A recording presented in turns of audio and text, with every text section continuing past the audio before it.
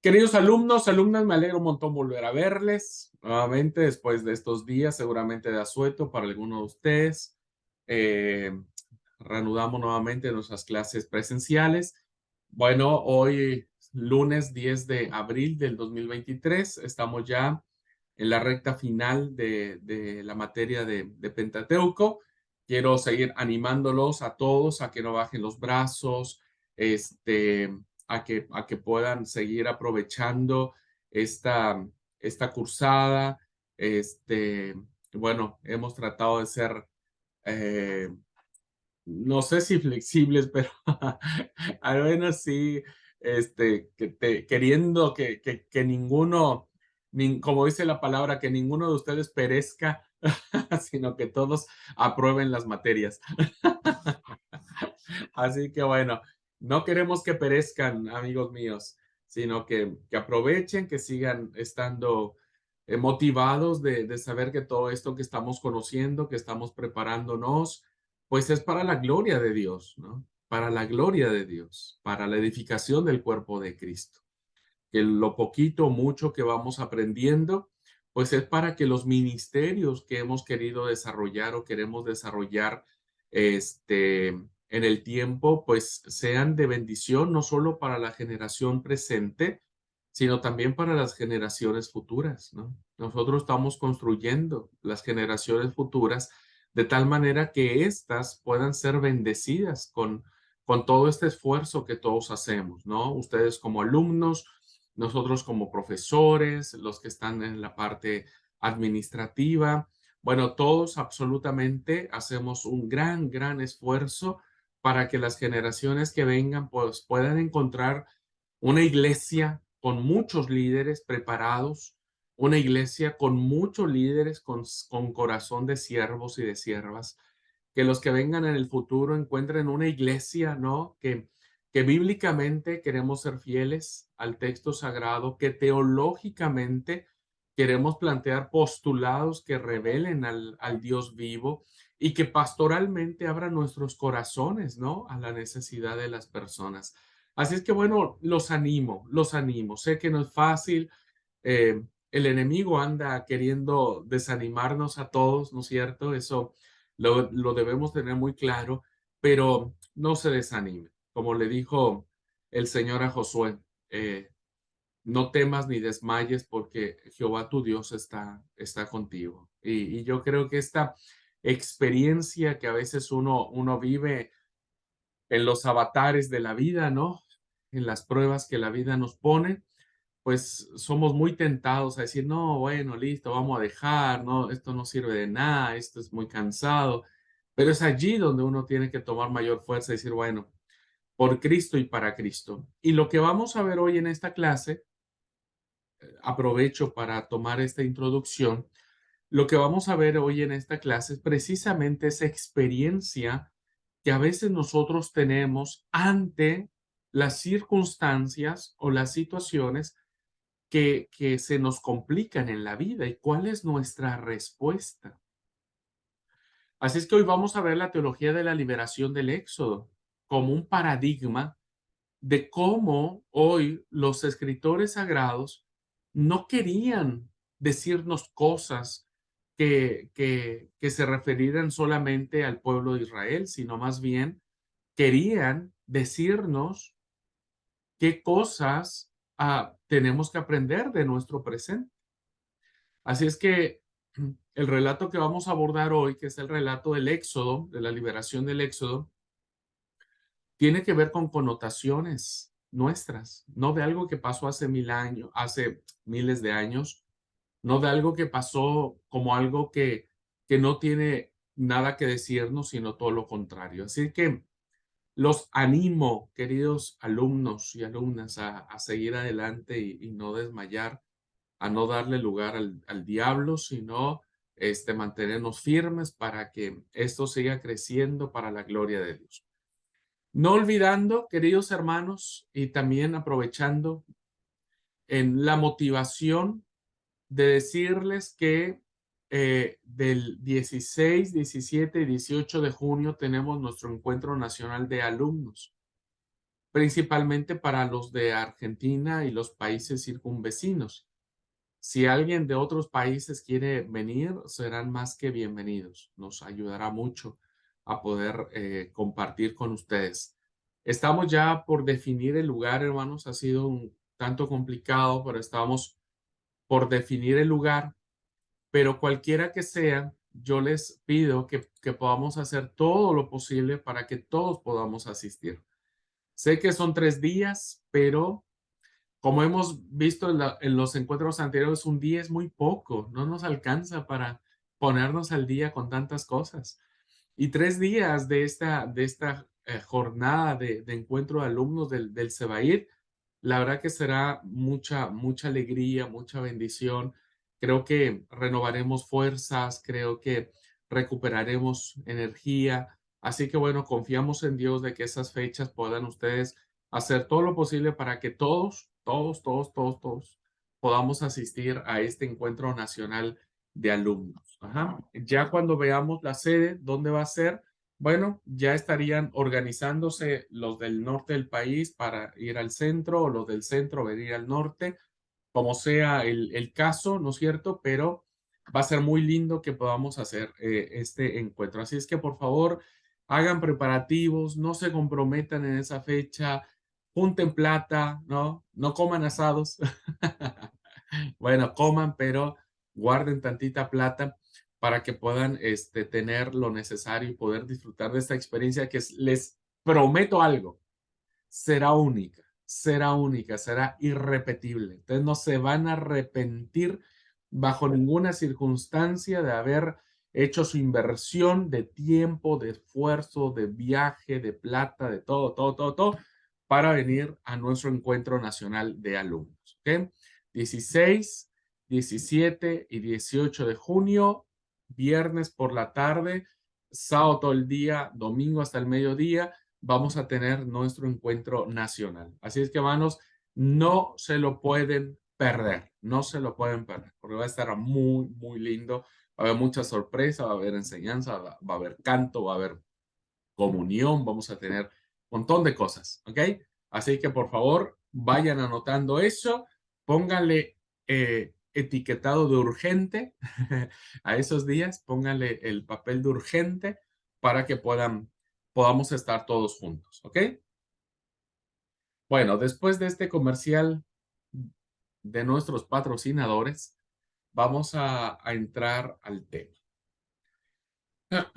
¿Qué hemos estado analizando en relación al Pentateuco, queridos hermanos y hermanas? Bueno, hemos estado analizando que a partir de esta literatura sagrada, se nos ha planteado en toda su riqueza lo que estos libros significaron principalmente para el pueblo de Israel y posteriormente para todas las generaciones que hemos considerado en el texto sagrado como palabra de Dios.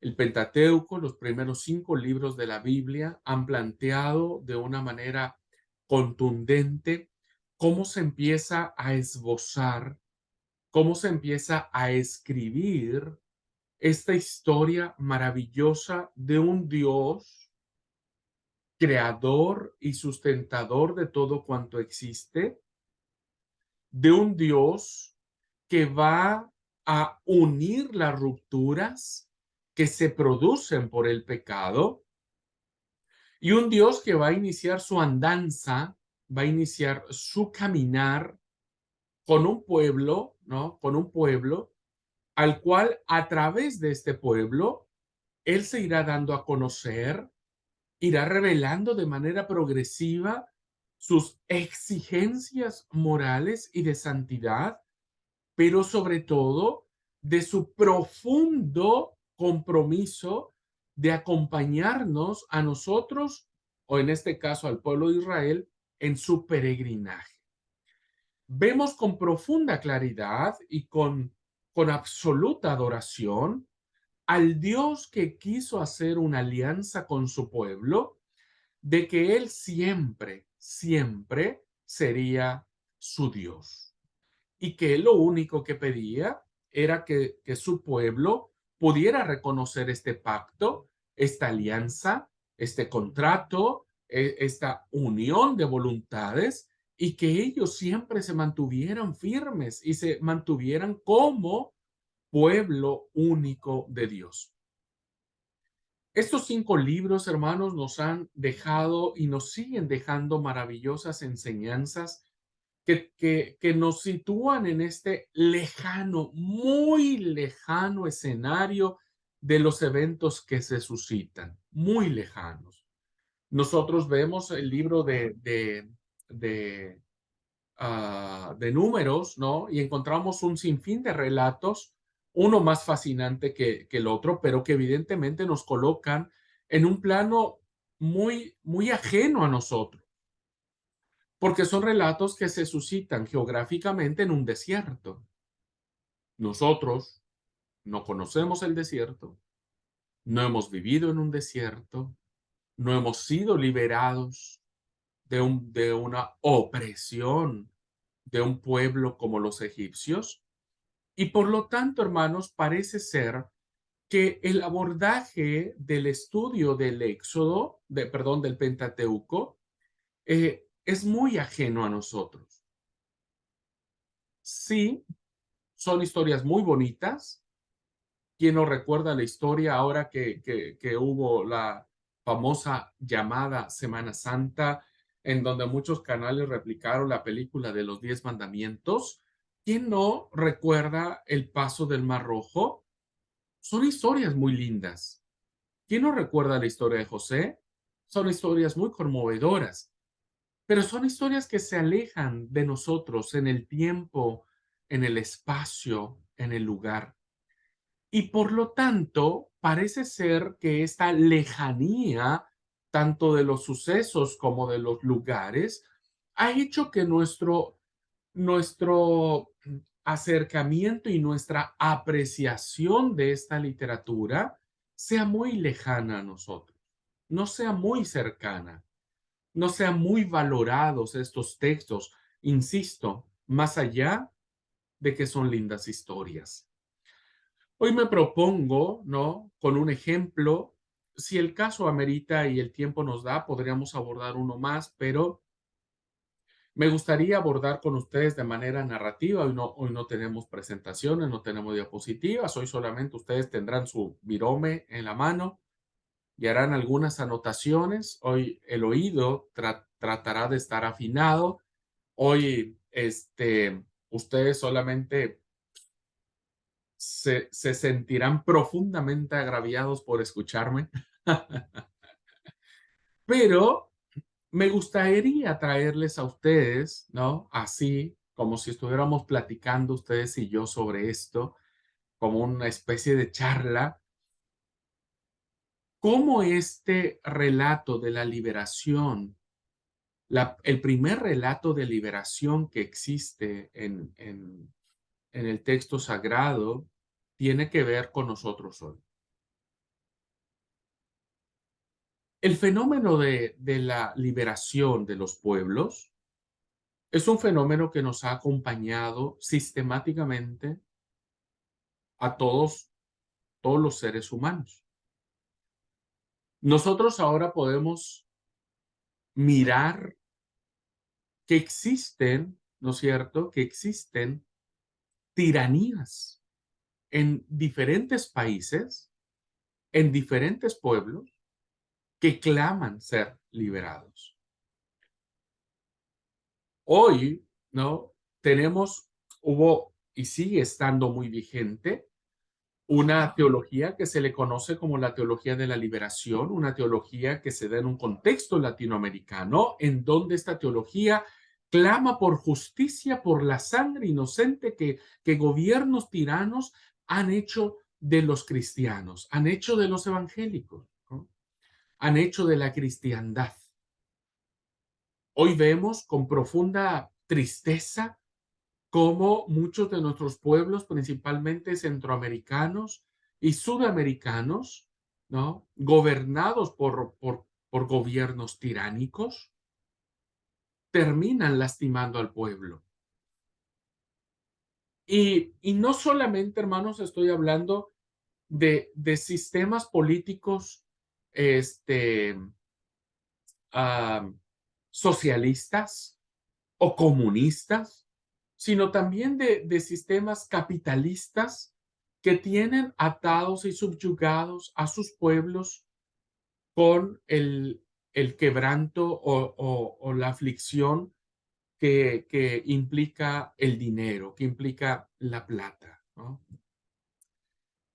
Así es que el primer relato que nosotros encontramos de la liberación de un pueblo tiene mucho que decirnos hoy.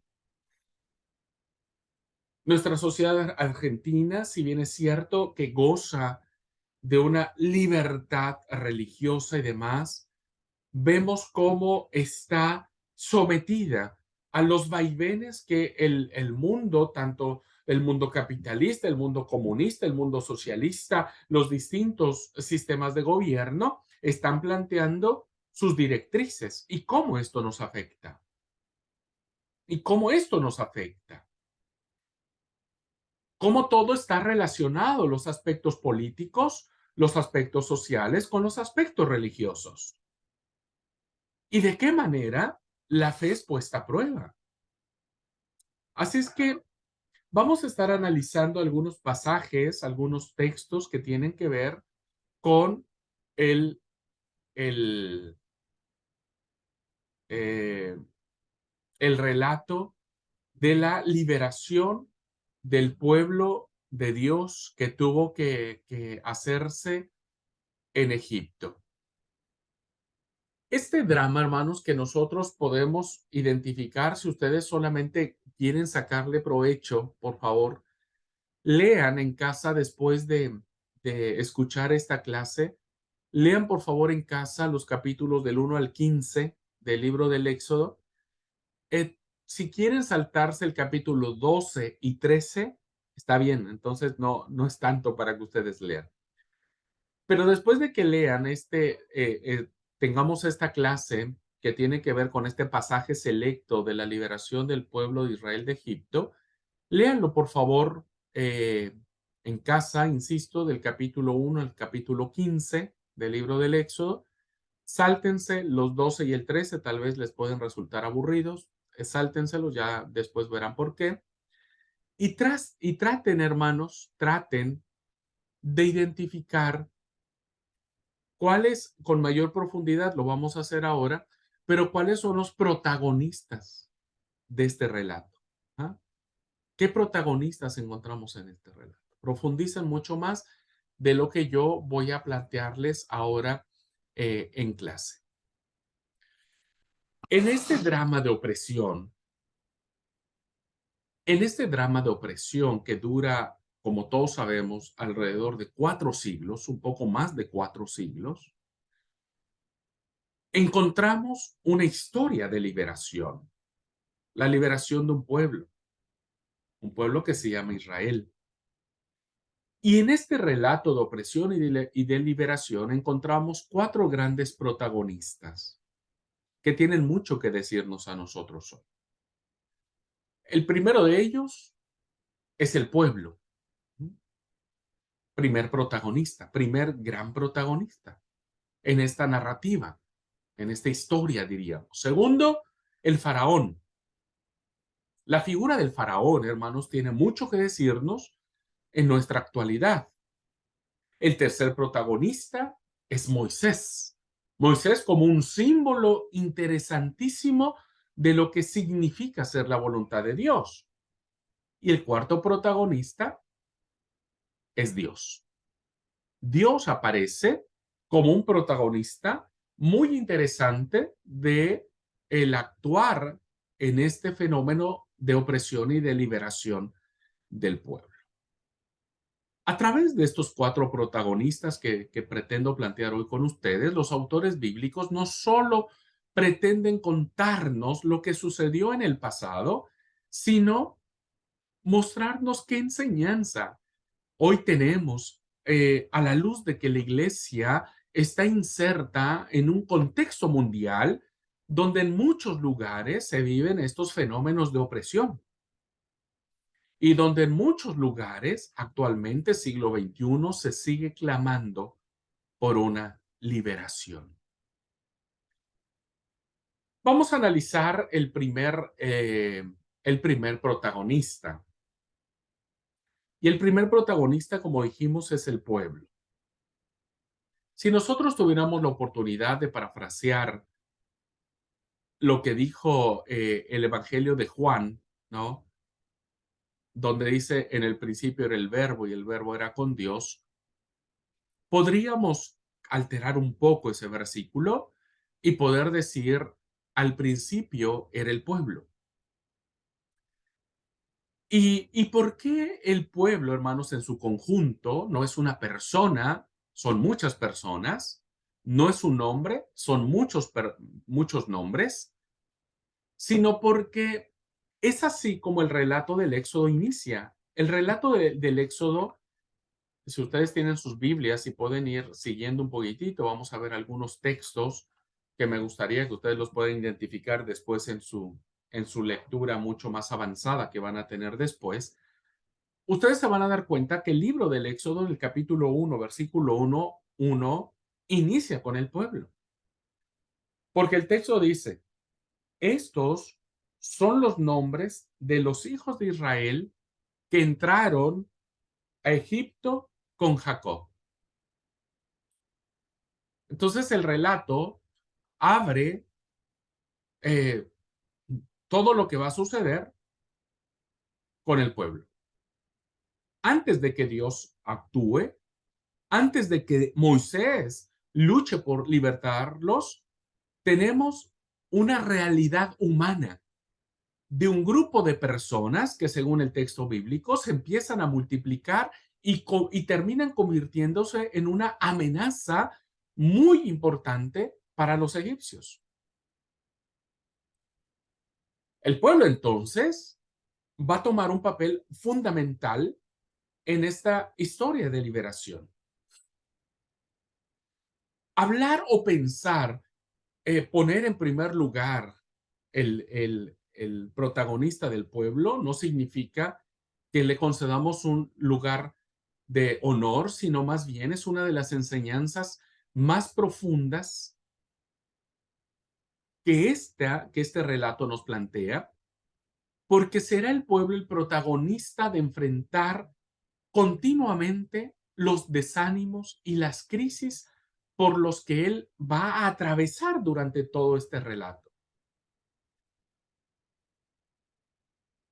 Y vamos a ver cómo de manera constante este pueblo, este grupo innominado de personas, ¿no? Va a tener la tentación constante, la tentación, el deseo constante de volver a Egipto, de permanecer en él, o de quejarse con Moisés porque lo sacó de Egipto para hacerlos morir en el desierto.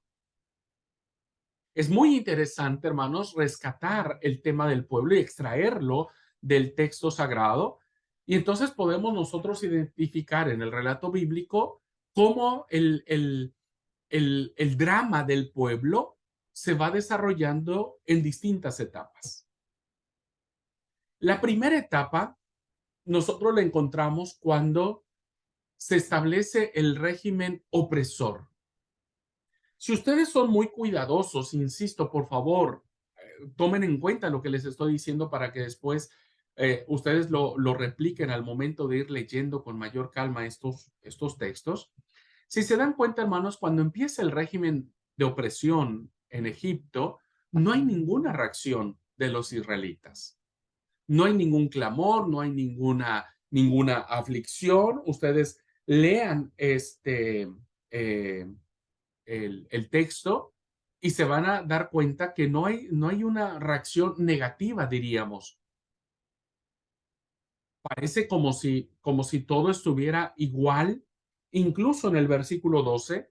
Si ustedes leen en el capítulo 1, versículo 12, dice, pero cuantos más los oprimían, tanto más se multiplicaban y crecían, de manera que los egipcios temían a los hijos de Israel. no hay una reacción, no hay ah, un clamor por parte del pueblo de que sean liberados. Hasta este momento, hasta el versículo 12, no lo encontramos. Las parteras engañan fácilmente al faraón y vemos cómo el relato sigue mencionando que la hermana Moisés consigue que el niño sea encomendada o cuidado o dado a la crianza de su verdadera madre hebrea. Y este ambiente, hermanos, despreocupado, porque no hay hasta este momento un, un, una idea de un pueblo que sea, eh, eh, que clame delante de Dios. Parece ser que esto duró durante mucho tiempo. Si ustedes leen el versículo 11, se puede percibir en el versículo 11 el capítulo 1 que el ambiente era casi despreocupado y pudo haber durado muchos años porque dice, entonces pusieron sobre ellos comisarios de tributos que los molestasen con sus cargas y edificaron para Ramsés las ciudades de almacenaje llamadas Pitón y Ramsés. Es decir, las ciudades no se construyeron de un día para otro, sino se construyeron durante mucho tiempo. Y es Moisés el primero que va a reaccionar de una manera irracional al ver cómo sus hermanos eran sometidos y un egipcio termina maltratando a sus hermanos. En el capítulo 2, versículo 11 y 12, dice entonces sucedió que crecido ya Moisés salió a sus hermanos y los vio con sus duras tareas y observó a un egipcio que golpeaba a uno de los hebreos, sus hermanos, ¿no? Él tenía conciencia de esto. Entonces miró a todas partes y viendo que no parecía nadie, mató al egipcio y lo escondió en la arena. Esta, la situación que veníamos nosotros planteando cambia profundamente mucho tiempo después, porque dice, y en aquellos días, ¿no? Y en aquellos días, es decir, pasa mucho tiempo cuando muere el faraón. Y es después de mucho tiempo cuando el pueblo empieza a clamar.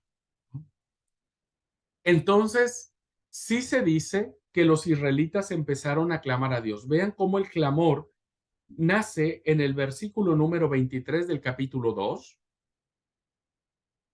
Capítulo 2, versículo 23 dice, aconteció, ¿no? Aconteció que después de muchos días murió el rey de Egipto, muchos días, no sabemos cuántos, un mes, 2 meses, un año, 2 años, 3 años, 20 años, no sabemos. Dice, eh, y los hijos de Israel gemían a causa de la servidumbre y clamaron y subió a Dios el clamor de ellos con motivo de su servidumbre. Por eso nosotros no vemos raro cuando Moisés se presenta ante ellos con un mensaje de libertad y no extraña bajo ninguna circunstancia que cuando él se presenta en el capítulo 4, versículo 31, dice, y el pueblo creyó, Moisés se presenta al pueblo cuando él regresa a Egipto, el pueblo lo recibe con gozo, con alegría, porque en el capítulo 4, versículo 31 dice, y el pueblo creyó. Cuando Moisés empezó a hacer señales delante de los ojos del pueblo, este conjunto de personas creyó y oyendo que Jehová había visitado a los hijos de Israel y que habían visto su aflicción, se inclinaron y adoraron. Entonces vemos un pueblo, hermanos, como paulativamente va creciendo su aflicción. En algún momento parece que la opresión era normal para ellos. Después, ¿no? Empiezan ya a sentir que esta opresión es tan dura, es una carga tan pesada que empiezan a clamar por una liberación.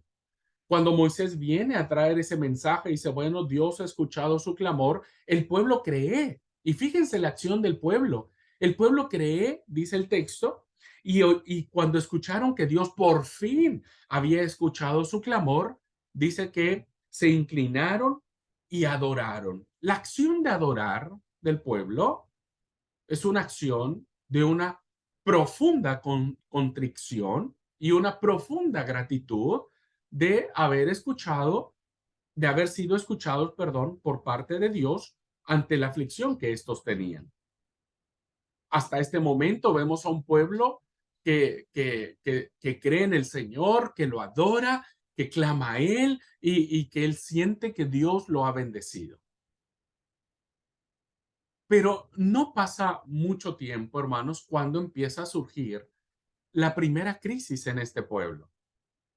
Cuando surge la primera crisis, el, el, la primera puesta a prueba, ¿no? Cuando en el capítulo 5, versículos del 6 al 14, dice de la siguiente manera, Éxodo 5 del 6 al 14, dice, y mandó Faraón aquel mismo día a los cuadrilleros del pueblo que lo tenían a su cargo y a sus capataces diciendo, de aquí en adelante no daréis paja al pueblo para hacer ladrillo como hasta ahora. Vayan ellos y recojan por sí mismos la paja. Y les impondréis la misma tarea de ladrillo que hacían antes, y no les disminuiréis nada, porque están ociosos. Por eso levantan la voz diciendo, vamos y ofrezcamos sacrificios a nuestro Dios. Agrávese la servidumbre sobre ellos, para que se ocupen en ella y no atiendan a palabras mentirosas. Y saliendo los cuadrilleros del pueblo y sus capataces, hablaron al pueblo diciendo, así ha dicho Faraón, no os doy paja. Id vosotros y recoged la paja donde la halléis, pero nada se disminuirá de vuestra tarea. Entonces el pueblo se esparció por toda la tierra de Egipto para recoger rastrojo en lugar de paja, y los cuadrilleros los apremiaban diciendo, acabad vuestra obra, la tarea de cada día en su día, como cuando os se les daba paja. Y azotaban, fíjense, dice el relato, y azotaban a los capataces de los hijos de Israel que los cuadrilleros de Faraón habían puesto sobre ellos, diciendo, ¿por qué no habéis cumplido vuestra tarea de ladrillo ni ayer, ni hoy, ni como antes? ¿Qué es lo que vemos aquí, hermanos? Pues vemos que en esta primera crisis, cuando el faraón reacciona ante el pedido de Moisés que deje libre al pueblo, la reacción es aumentar los trabajos que tenían el faraón, los egipcios de construir o de fabricar los ladrillos, y ahora les dice, yo no les voy a proveer más de paja. Vayan y busquen ustedes, pero no se les disminuirá el trabajo. Será el mismo trabajo y entonces trajo ya una doble carga, ¿no? Doble carga al pueblo. Los capataces, entonces, israelitas, van a enfrentarse a Moisés y a Aarón. Y fíjense lo que dice el versículo 21.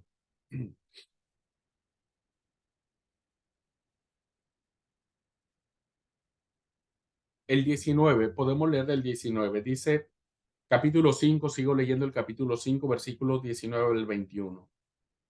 Entonces, los capataces de los hijos de Israel se vieron en aflicción al decírseles, no se disminuirá nada de vuestro ladrillo, de la tarea de cada día.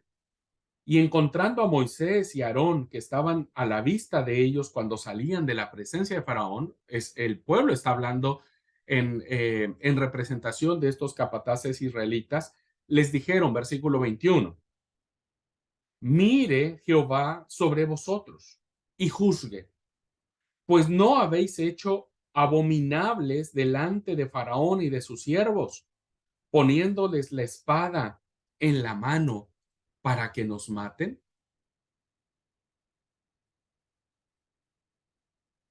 En otras versiones dice que Yahvé los examine y los juzgue a ustedes, ¿no? Hay un reproche de parte del pueblo para Moisés, porque no habéis vuelto odioso al faraón y a su corte, sino que no los habéis convencido, diríamos, ¿no? De que nos dejara, sino que hicieron todo lo contrario, les pusieron una espada en la mano para que nos maten.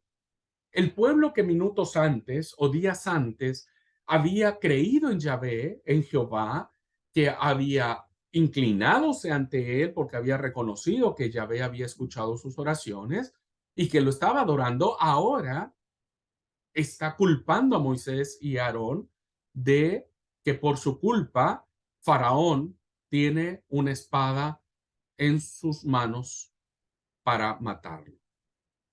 Por lo tanto, el mismo pueblo deja de confiar en las palabras de Moisés, por muy bonitas o muy lindas o muy elocuentes que pudiesen sonar a sus oídos. Porque Moisés toma la palabra después de que le recriminaron el pueblo esta acción. En el capítulo 6, versículos del 2 al 8, ¿no? Vean cómo Moisés trata de convencer al pueblo. Recuerden, estamos examinando un protagonista de la historia que es el pueblo y sus reacciones. Entonces Moisés dice en el capítulo 6, versículos del 2 al 8. Hay un discurso de Moisés, dice, habló todavía Dios a Moisés y le dijo, yo soy Jehová. Y aparecí a Abraham, a Isaac y a Jacob como Dios omnipotente. Mas en mi nombre Jehová no me di a conocer a ellos. También establecí mi pacto con ellos de darles la tierra de Canaán, la tierra en que fueron forasteros y en la cual habitaron. Asimismo, yo he oído el gemido de los hijos de Israel, a quienes hacen servir los egipcios, y me he acordado de mi pacto.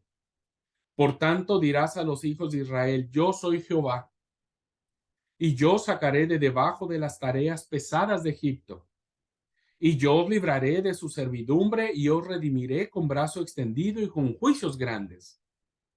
Y os tomaré por mi pueblo, y seré vuestro Dios. Y vosotros sabréis que yo soy Jehová vuestro Dios, que os sacó de debajo de las tareas pesadas de Egipto.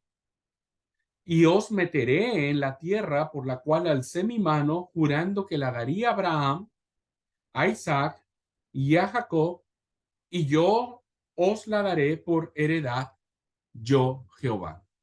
Este discurso, hermanos, que vemos que Dios le manda a decir a Moisés al pueblo, pues es un discurso que le hace recordar de dónde viene el pacto que Dios hizo con ellos, ¿no? Dios no ha olvidado su pacto de darles una herencia, una tierra por heredad.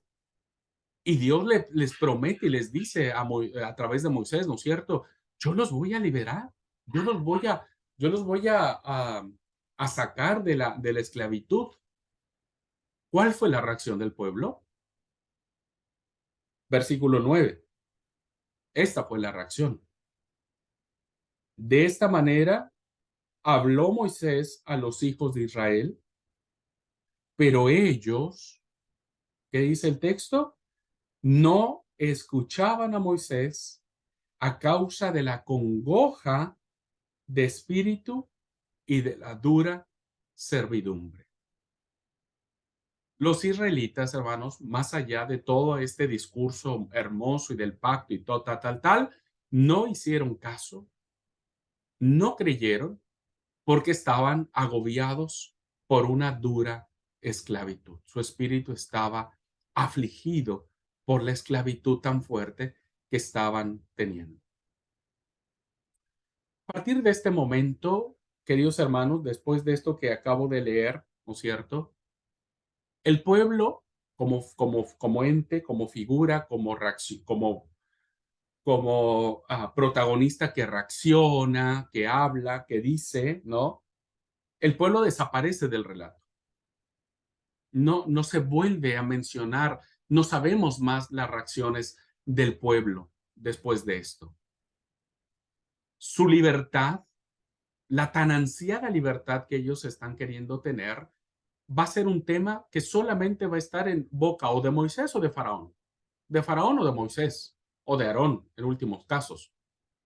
Pero no vamos a saber, hermanos, cómo el pueblo va a reaccionar ante las distintas plagas, ante los distintos eventos. No hay ninguna reacción. No sabemos cómo los israelitas reaccionaron ante estos eventos. Hasta que hay como una brecha entre este último pasaje que acabo de leerles, ¿no es cierto? Hay como una brecha, algo que separa, ¿no es cierto? Que hasta después de que pasan todos estos milagros, cuando sale las plagas y bueno, todo lo que nosotros sabemos, ¿no? Que esos relatos solamente van a tener que verse entre Moisés y Faraón, al pueblo lo volvemos a mirar minutos antes de que estos salgan de Egipto. El pueblo vuelve otra vez a aparecer en el relato como tal, como un pueblo inominado, como un conjunto de personas. Y vean, por favor, el capítulo 12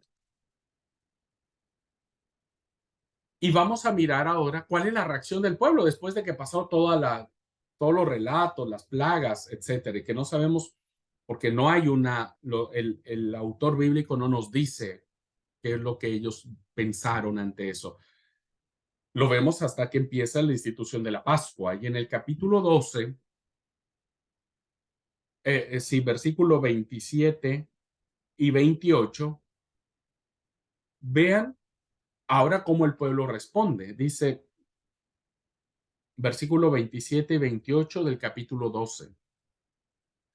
Vosotros responderéis, es la víctima de la Pascua de Jehová, el cual pasó por encima de las casas de los hijos de Israel en Egipto, cuando hirió a los egipcios y libró nuestras casas. ¿No? La institución de la Pascua, lo que la Pascua significaba, etcétera. Y vean lo que hizo otra vez el pueblo. El pueblo se inclinó y adoró. ¿Les hace familiar esa escena? Bueno, esa escena es la que vimos cuando Moisés llega por primera vez a ellos. El pueblo se inclina y adora. Y el versículo 28, vean lo que dice. Y los hijos de Israel fueron e hicieron puntualmente así como Jehová había mandado a Moisés y a Aarón. Entonces, momentos antes, hermanos, de que el pueblo salga finalmente, porque Dios lo había prometido, de que los iba a librar de la opresión de Egipto en la institución de la Pascua, vemos a un pueblo que vuelve a adorar, un pueblo que vuelve a creer en Dios y un pueblo que va a hacer nuevamente un pacto, diríamos, de obediencia a Dios. Le va a obedecer a Dios. Sin embargo, como sucedió en el primer bloque, donde vemos a un Israel que se inclina y que adora y después no le cree más a Dios, ¿no? Sino que le reprocha a Moisés y a Aarón de que le ha puesto la espada a Faraón para matarlos, lo mismo va a suceder en este segundo bloque del relato. Ellos reconocen en la Pascua que el ángel de Jehová pasó, no los exterminó a los primogénitos y terminan adorando y terminan inclinándose y terminan queriendo obedecer todo lo que Jehová les dijo a través de Moisés y de Aarón. Sin embargo, esto no va a durar mucho porque no parece que el Señor esté muy convencido. Dios no estaba muy convencido de que el pueblo haya sido honesto con esta reacción. Y en el capítulo 13 Y en el capítulo 13 vemos esta sospecha de Dios hacia el pueblo. Dice el capítulo 13, versículo 17. Y luego que Faraón dejó ir al pueblo, Dios, fíjense, bien interesante esto, Dios no los llevó por el camino de la tierra de los filisteos que estaba cerca, porque dijo Dios, noten esta parte, para que no se arrepienta el pueblo cuando vea la guerra y se vuelva a Egipto. Dios no estaba tan seguro de que el pueblo iba a cumplir su promesa de hacer todo lo que les había dicho Moisés y Aarón. Por eso este pasaje es iluminador para ver cómo las reacciones que el pueblo tiene en este relato, ¿no? Son tan difíciles de entender. Este pasaje nos ha dicho que cuando el faraón dejó salir al pueblo, Dios no los guió por el camino de Palestina, el camino de los filisteos, en otras traducciones, el camino de Palestina que era el más corto, ¿no? Porque Dios les pareció que tal vez cuando los atacaran, el pueblo iba a decir, no, creo que Dios no es Dios y por lo tanto se iban a arrepentir e iban a volver a Egipto. Esa era la sospecha de Dios, por eso Dios dijo, no, vamos por otro camino, ¿no? Para que no se me arrepientan, no quieran volver. Esta sospecha fundada de Dios,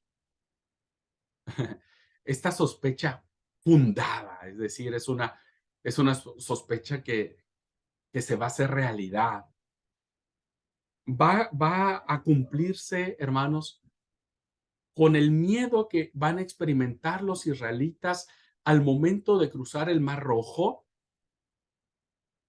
cuando están entre el Mar Rojo y saben que los carros del faraón vienen con espada, con carro, dispuestos a matarlos.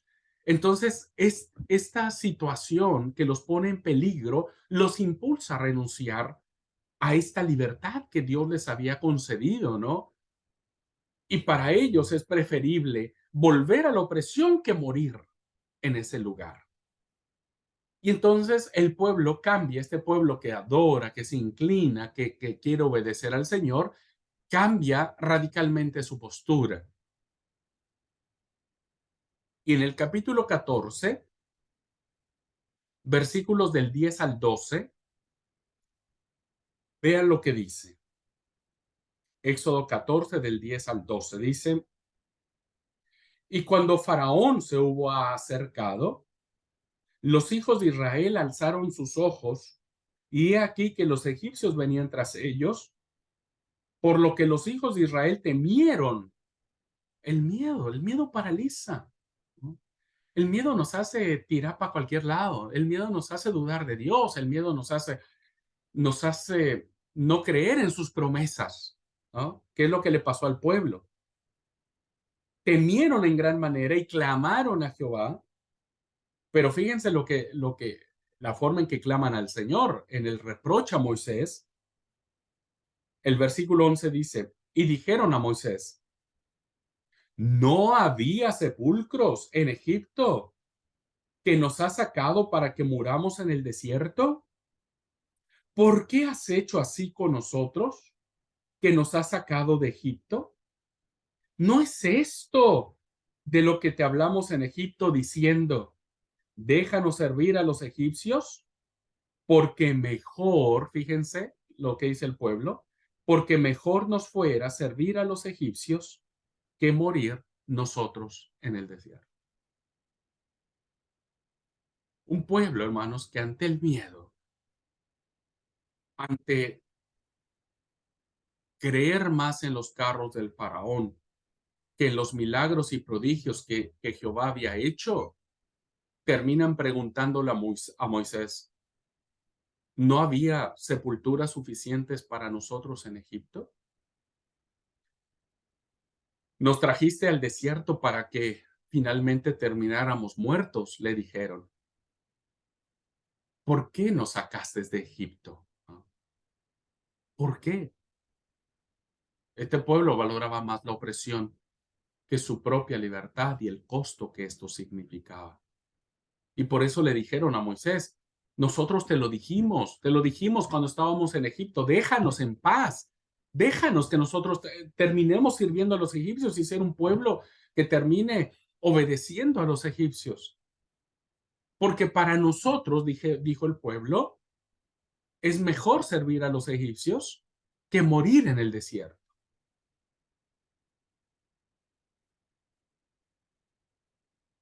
Esta, esta reacción del pueblo ante este fenómeno de una muerte inminente, ¿no?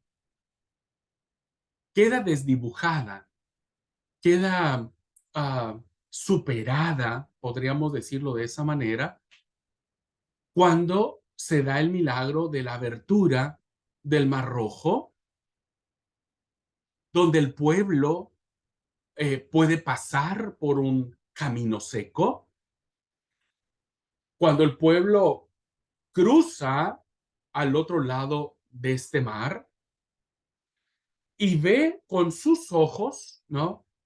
Cómo los carros del faraón van caminando, van internándose hacia este camino seco, teniendo las murallas del mar a sus costados. Y este pueblo miró con sus ojos cómo Jehová hizo que un viento soplara y el mar volviera y los cubriera y los matase a todos los egipcios y liberase a su pueblo de de la muerte. Y vemos, hermanos, cómo en el capítulo 14, versículo 31,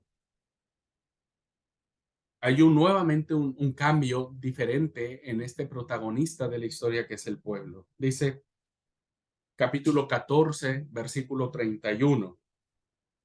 Y vio Israel aquel grande hecho que Jehová ejecutó contra los egipcios, y el pueblo temió a Jehová y creyeron a Jehová y a Moisés, su siervo. Israel por fin vio con gran poder que Jehová había actuado contra Egipto y volvió a creer en él. Y volvió a creer en él. ¿Qué lección sacamos, hermanos, de estas reacciones, de estas actitudes, de este primer protagonista que vemos en este relato de la liberación llamado el pueblo? Estos cambios, ¿no es cierto?, de actitud que por un lado pasan de la queja a la alegría, de la esperanza al desánimo, de la fe a la crítica profunda, del creer en Dios y después de decir, preferimos volvernos a Egipto. Estos cambios, hermano, que nosotros vemos en el pueblo, reflejan nada más y nada menos que la profunda experiencia humana que, que la gente, que nosotros tenemos para con Dios. Porque nosotros así nos comportamos muchas veces con Dios. Porque cuando las cosas están bien, adoramos al Señor con todo nuestro ser. Pero cuando éstas empiezan a ponerse mal, cuando éstas empiezan a salir de nuestro control, de nuestra comodidad, desde nuestra seguridad, el miedo nos invade, ¿no? Y entonces tenemos queja, desánimo, crítica, ¿no? Abandonamos la fe, negamos a Dios, etcétera, porque finalmente esa es parte de nuestra experiencia, son de esas cosas que nosotros como personas, como cristianos, hemos experimentado y seguiremos experimentando en todo el peregrinaje de nuestra vida. Hay momentos en donde sentimos que somos poseedores de las promesas divinas y por el otro lado sentimos que Dios nos ha abandonado. Los autores bíblicos, hermanos, que, que aman profundamente a su pueblo porque son parte de este pueblo y cuentan cómo este pueblo, cómo sus antepasados fueron liberados, no se dejan arrastrar por una historia, ¿no? De optimismo, de un pueblo perfecto, de un pueblo que no se queja, de un pueblo manso, de un pueblo que no grita, que no clama, que no niega a Dios. No, no lo hace. Va a presentar al pueblo con todos sus rasgos. ¿Sabe por qué? Porque el autor bíblico nos quiere decir que la libertad tiene un precio muy alto, muy alto. Y en ocasiones parece preferible volver a la esclavitud, que eso es lo que le pasó a Israel. Israel prefería volver a lo cómodo, a lo de siempre. Pero, pero vivir en libertad, hermanos y hermanas, tiene un costo muy alto que muy pocos estamos dispuestos a pagar. Por eso Jesús decía, el que quiere venir en pos de mí debe negarse a sí mismo, debe tomar su cruz y debe seguirme. Perdón la comparación, ¿no es cierto? Pero podemos verlo en el tema de cuando tenemos muchas clases, se nos juntaron las grabaciones, no pudimos estar, ¿no es cierto? Hay tareas, está el examen, está el trabajo, tenemos un montón de cosas y decimos, ¿qué es lo que decimos? Prefiero dejar, prefiero volver a Egipto. ¿No? Prefiero volver al lugar donde no tenía ningún compromiso, prefiero volver al lugar donde no tenía exigencia, prefiero volver al mismo lugar donde pues vivía mi cristiandad o mi cristianismo, pues hay como fuera, como pasara, ¿no? Pero los que queremos hacer el cambio, los que queremos hacer una diferencia en nuestra iglesia para las futuras generaciones, debemos saber que esto tiene un costo, ¿no? Tiene un costo, tiene un precio que seguir. La libertad, hermanos, el servir a Cristo tiene un costo muy alto. No solo para ustedes como alumnos, para nosotros los que estamos del otro lado, ¿no? Preparar las clases, prepararnos, leer, qué material dar, qué no dar. A veces yo decía, Dios, yo creo que antes estaba yo mejor de pastor o qué sé yo, haciendo otras cosas, ¿no? No enfrentando estos desafíos que han sido tremendos desafíos. Debemos nosotros saber, queridos hermanos, que si queremos hacer la diferencia, hay un costo que pagar, que alguien tiene que eh, platicaba con alguien y le preguntaba, ¿por qué vos no te escribís al seminario?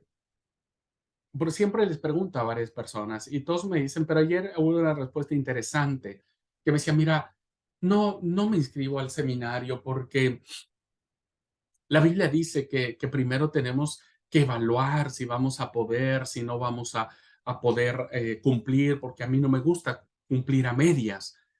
Y yo le dije, tenés razón, pero si vos pensás que vas a hacer esa planificación mañana, yo te puedo asegurar que ese mañana nunca vendrá. Nunca llegará ese mañana, porque no lo tenés que hacer mañana, tenés que hacerlo hoy. Y me dijo, sí, pero fíjate, ¿dónde están todos aquellos que iniciaron también el seminario y que querían y tenían buenas intenciones y dijeron, sí, yo le voy a invertir tiempo y yo voy a hacer el trabajo y yo voy a hacer la tarea? ¿Dónde están? Me dijo él. Sí, tenés razón. Y dejaron, y ya no están más en el seminario, y se vieron rebasados por todas estas situaciones que vos me estás planteando, pero le digo, ¿por qué, ¿por qué te fijas en los que ya no están? ¿Qué me decís de los que sí están?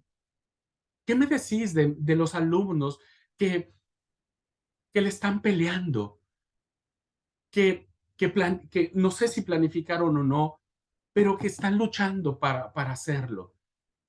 ¿Por qué ellos sí pudieron? ¿Por qué te fijas en los que no? Y no te das cuenta que hay muchos, muchos hombres y mujeres, Leo, que no creas que están sin hacer nada. No creas que están solamente dedicados al seminario. Están igual que vos. Tienen una familia, están casados, tienen un laburo. Algunos están estudiando carreras profesionales. Algunos tienen doble turno. Algunos tienen mil cosas, pero están allí, le digo. ¿Por qué no te fijas en ellos? Y había un alumno cerca. Estábamos tres personas y el tercero era un alumno del seminario de tercer año, un compañero de ustedes. Y él me decía, pero yo no quiero terminar como él, me decía, que anda a las corridas, que no duerme, que tiene los ojos rojos, que está cansado, que anda ahí batallando con mil cosas. Y yo le dije, mira, este, ah, ¿has leído las cartas de Pablo? Y se me queda mirando. Y me dice, sí, bueno, si las has leído, entonces sabrás que Pablo también era un hombre que andaba para arriba, que subía, que bajaba, que iba a primer viaje misionero, segundo viaje misionero, tercer viaje misionero, no dormía, tenía los ojos rojos, andaba vuelto loco, tenía mil cosas por hacer y lo hizo, le digo.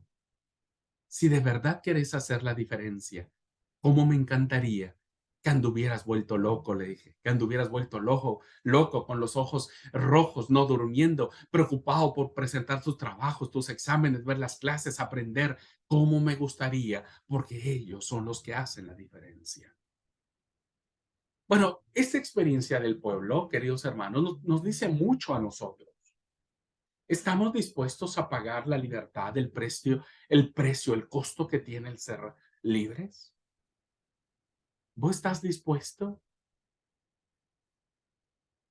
Todos los líderes, hermanos, pasados, presentes y me atrevo a decir futuros, nos hemos embarcado en esta empresa que no es nada fácil, que no es nada fácil, que hay mucho llanto, que hay mucho esfuerzo, que hay muchas lágrimas, ¿no? Pero ¿qué es lo que quiere decirnos este, este protagonista de este relato? Pues que estamos ante la presencia de un relato, de un pueblo que es real, de un pueblo que como ustedes y como yo tiene sus dudas, tiene sus temores, tiene sus rebeldías, tiene sus protestas, un pueblo que se queja, un pueblo que duda, un pueblo que prefiere morir en la esclavitud antes de vivir que en la libertad. Pero sabe, ese pueblo merece ser liberado. Ese es la mayor lección que encontramos en esta literatura del Antiguo Testamento. Es un pueblo que merece ser libertado. Es un pueblo que vale la pena para los ojos de Dios, para los estándares de Dios, para el corazón de Dios. Es un pueblo que merece ser liberado. Este mensaje, hermanos, también nos llega a nosotros, porque nosotros no éramos perfectos. Nosotros éramos pecadores, rebeldes, y aún creo que muchos seguimos siéndolo, ¿no? Pero Jesús vino y vino para darnos una, una oportunidad de libertad. Y por eso en Romanos capítulo 5 versículo 8 Pablo lo dice con todas sus letras. Mas Dios muestra su amor para con nosotros en que siendo aún pecadores, Cristo murió por nosotros. Gente que uno diga, ay Dios, ¿por qué no está haciendo algo en la iglesia, no?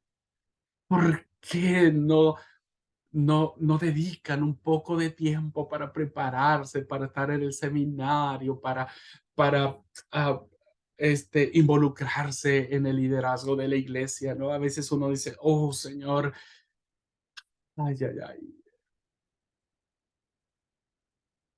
Pero este relato nos dice que Cristo murió por nosotros, ¿no? Cristo murió por nosotros y nos dio vida eterna. Así es que bueno, esta es la enseñanza que nos da el primer protagonista de la historia del Éxodo. ¿Ok? Bueno, vamos a tomar aquí el receso, queridos hermanos. Vamos a tomar el receso y vamos a venir con los otros tres protagonistas. ¿Qué nos dicen estos relatos? Esta es la intención de esta clase. ¿Qué nos dicen? ¿Qué enseñanza nos dice este relato del Antiguo Testamento a nuestras vidas? Y al menos en el primer protagonista nos ha dicho mucho. No éramos el mejor pueblo, pero a los ojos de Dios merecimos ser salvos. Y ahora en Cristo tenemos esa salvación, como lo fue el pueblo de Israel. 10 minutitos tomamos de receso, hermanos, y volvemos a la clase.